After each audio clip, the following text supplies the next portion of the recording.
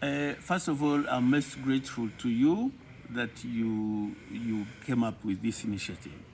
It's a wonderful initiative in this sense that with the diminishing donations from anywhere, it's a very good initiative, and it challenges us as a church to think, how do we develop without necessarily donations, but how do we develop with support in terms of donation.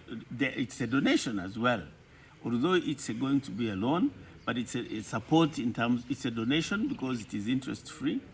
And the fact that it is a challenge on our part to think, how do I generate revenue, how do I invest in a project that will generate revenue that will eventually sustain the church? And I think it's a very good initiative that you have come up with. And personally, I'm most grateful for this idea. And it comes in handy to challenge us to think.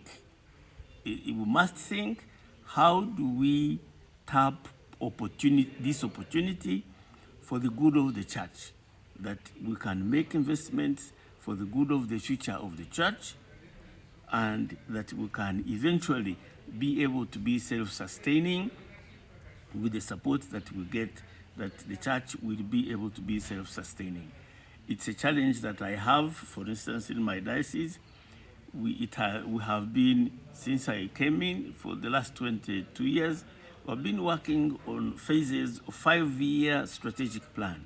And this strategic plan, we have been looking at a way, how do we increase our self-dependency and reduce foreign dependency?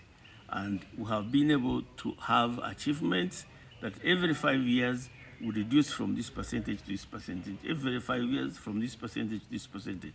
And I'm happy to say that the biggest part now, we are able to do self-financing, but we depend on loans. We have been depending on loans of the bank.